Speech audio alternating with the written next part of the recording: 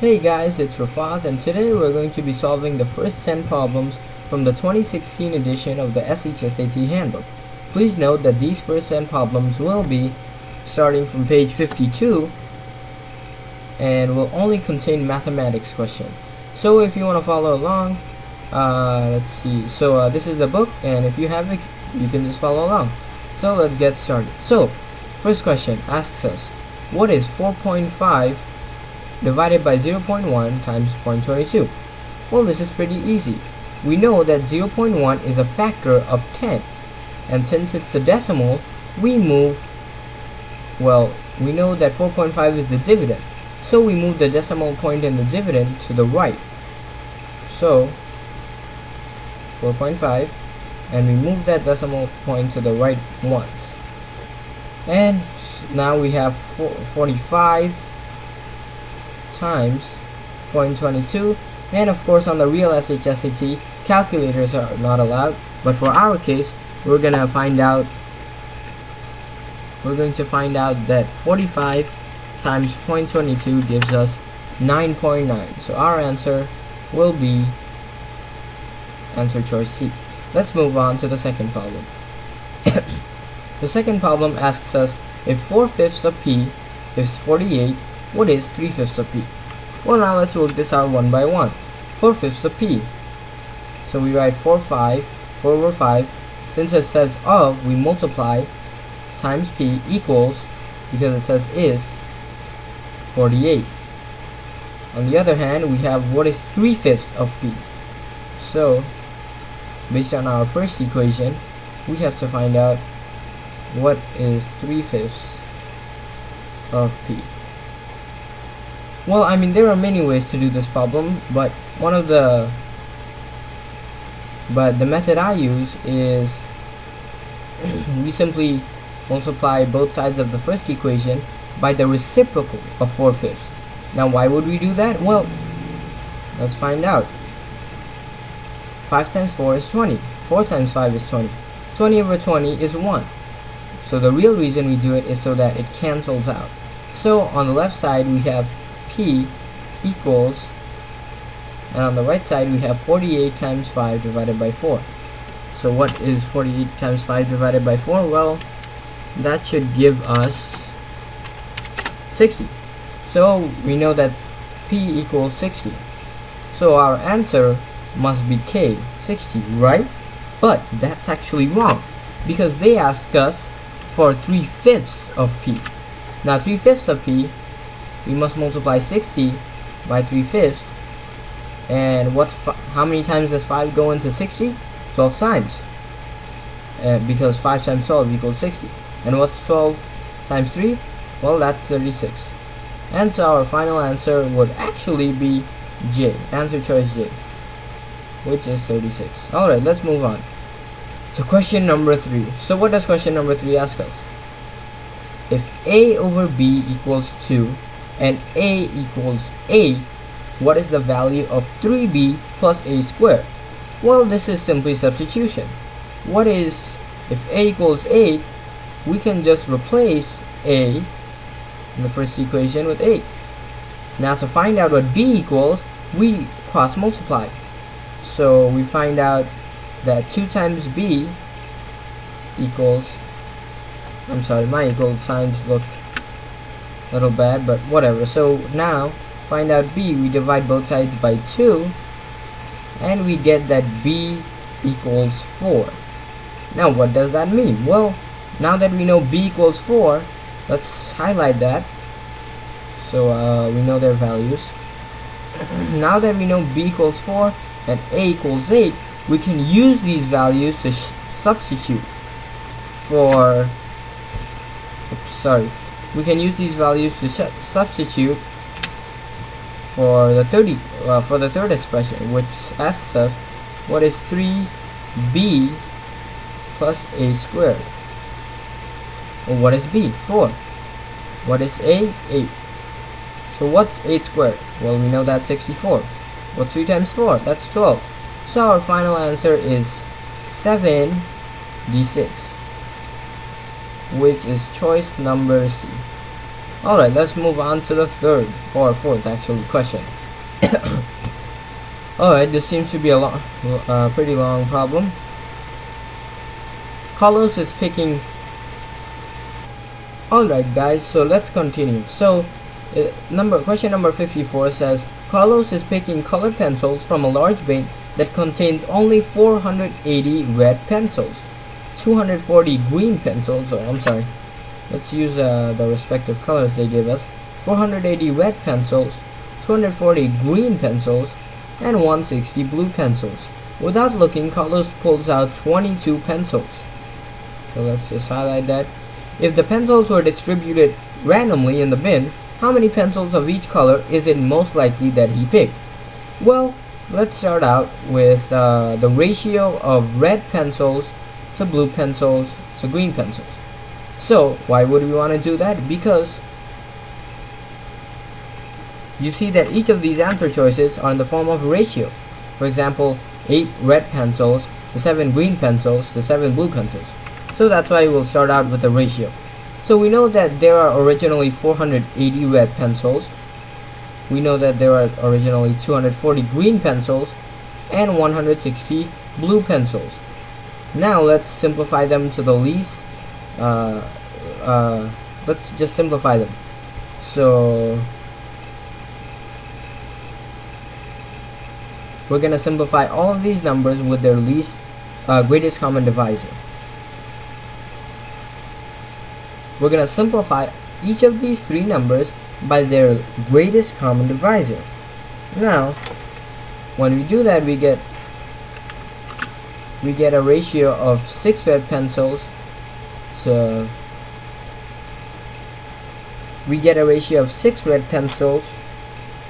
3 green pencils to 2 blue pencils. Okay.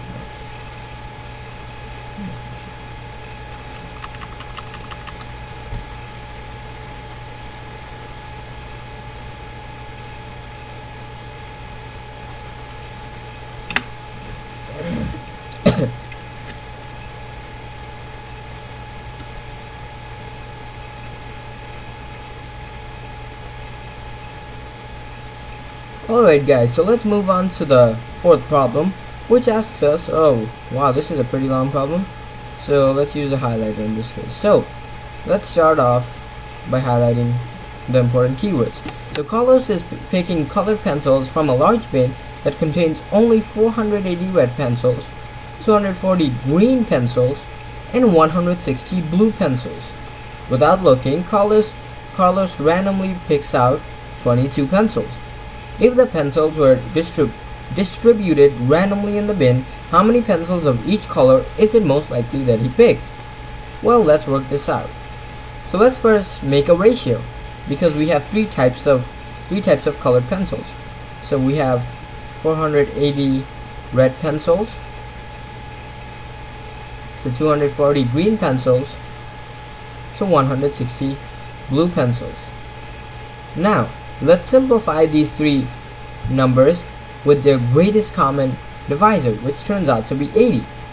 So let's divide each of these numbers by 80, and what do we get? Well, let's find out. The zeros cancel out, of course. What's 48 divided by 8? That's simply 6. What's 24 divided by 8? That's simply 3. And what's 16 divided by 8? That's simply 2. So now, without looking, Carlos pulls out 22 pencils. Now let's stop and think. How many pencils are there in total in this ratio? Well, what's 6 plus 3? That's 9. What's 9 plus 2? That's 11 pencils. 11 is half of 22, right? So let's multiply each of these numbers by 2 so that we can get a total of 22 pencils. Okay, so let's see what that ratio would be. What's 6 times 2? That would be 12. What's 3 times 2? Well, that would be 6. And what's 2 times 2? Well, that would be 4. Now let's just check if this equals 22, I'm sorry. What's 6 plus 4? That's 10. And what's 10 plus 12? That's 22. So let's see which of these answer choices match our ratio. Which answer choice has 12 red pencils? Oh my, none of these except choice K. So that's our final correct answer. So our final correct answer is K. 12 red pencils, so 6 green pencils, so 4 blue pencils. Alright, let's move on to the fifth problem. How many positive integers satisfy the inequality x plus 7 is less than 23? Well, this is pretty easy. We subtract 7 from both sides and we get x is less than what? Well, what's 23 minus 7? That should be 16. Now be careful. The answer choice is not 16 because x is less than 16. So all the numbers that satisfy this inequality have to be less than 16. So 16 is not less than 16, so we have to exclude that. So the correct answer choice is actually 15. There are 15 positive numbers less than the number 16, which is why the answer is A. Alright, let's move on to number 56. And yes, I never expected a question so easy, but let's get our handy dandy calculator out.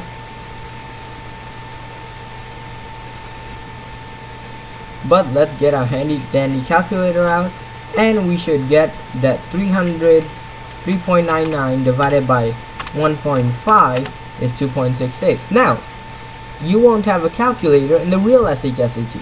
So what would you do there? Well, let's solve this manually. Which I know all this sets, but you know, what can you do? This is the SHSAT.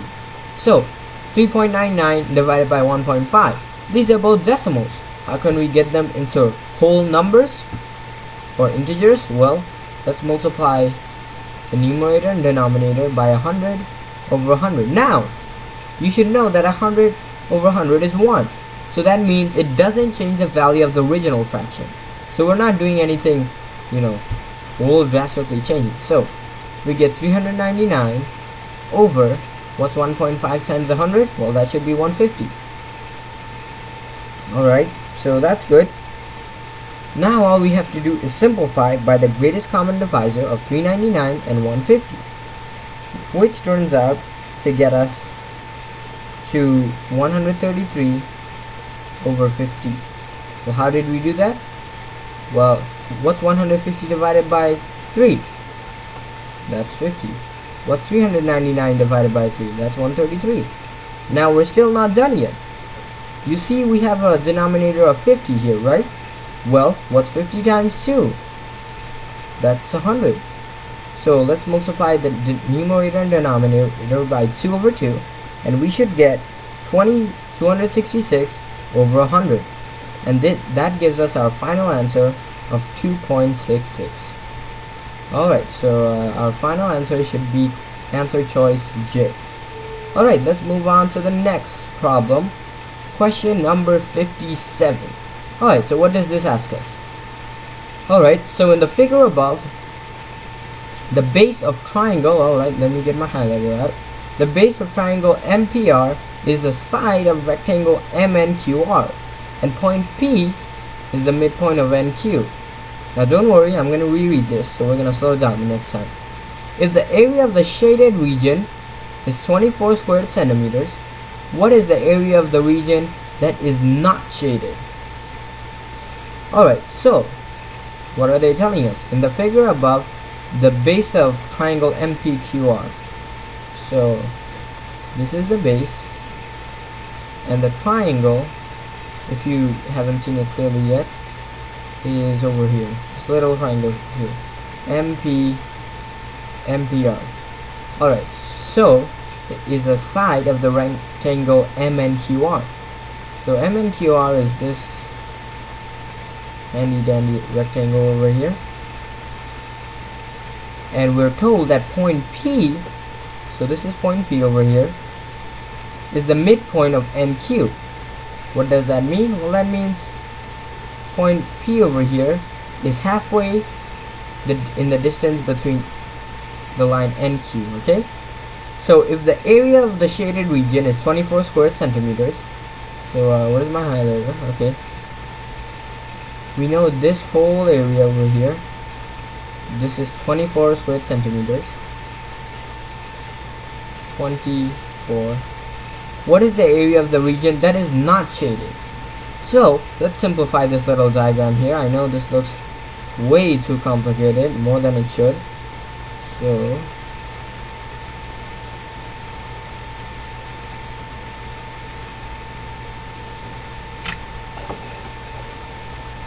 basically what we're told is that this area over here is 24, and they're asking us